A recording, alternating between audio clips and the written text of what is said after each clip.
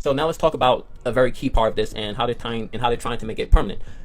And they're doing so by tying in American jobs. So Section 219 enforces the co-production through U.S. companies Lockheed Martin, Boeing, and their supply chains. The F-45 program alone, which Israel was the first to use in combat, already supports hundreds of thousands of American jobs across 48 states. Israel's defense partners have contracts with more than 1,000 American companies, and this is not an accident. The architects from 219, Israel, they completely understand this. And once a factory is built in a congressional district, the congressperson feels the need to ensure that those jobs are protected. This isn't just a military merger, like I've said many times before, and I really want to stress that. It's economic capture through dependency. They're tying our workers, our communities, our local economies to this relationship that no one would ever want to unwind it.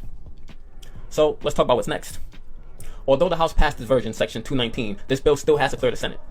The Senate's version contains a parallel provision, which is Section 1217. Bernie Sanders, he objected, saying that Congress should not give Israel a greater military integration than its NATO allies. And several other Democratic senators, such as Senator Chris Van Hollen, Elizabeth Warren, Jeff Merkley, have joined Senator Bernie Sanders in their opposition. But there's semi-good news here. In the Senate, it needs 60 votes to reach cloture, meaning that 60 votes is needed for the bill to even be debated on. The Senate already failed to reach this threshold. On July 14th, the Senate, they voted 50 to 46 to begin the debate on the NDAA, which is 10 votes short of what is needed to advance the bill to be voted on. And every single yes vote came from a Republican, while almost all Democrats voted no, citing the Iran war, the huge price tag, and the demands to debate the Israel provision. So the bill isn't dead by any means. We're still in the danger zone here. It's just stalled. The Senate leadership, they can and they will try again. So what we need to do is make sure that every single senator hears our voice. And here's a number that you can call where you can call your senator.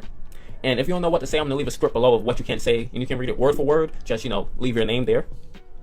And here's something important I want everyone to understand. If you're watching this video right now, you understand more about Section 219 than you're a congressperson. And the reason why is because most Congress people didn't actually read the bill. They just accepted what U.S. President Benjamin Netanyahu was handed to them.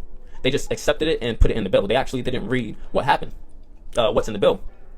So, one final thing, and I want everyone to answer this question. Are you okay with the Prime Minister of Israel writing law for the U.S.? Forget Israel for a second. Are you okay with the leader of any country writing law for the U.S.? What would you say if the leader of Saudi Arabia wrote laws for the U.S.? What would U.S. Congress people say? But for Israel, it's different for some reason.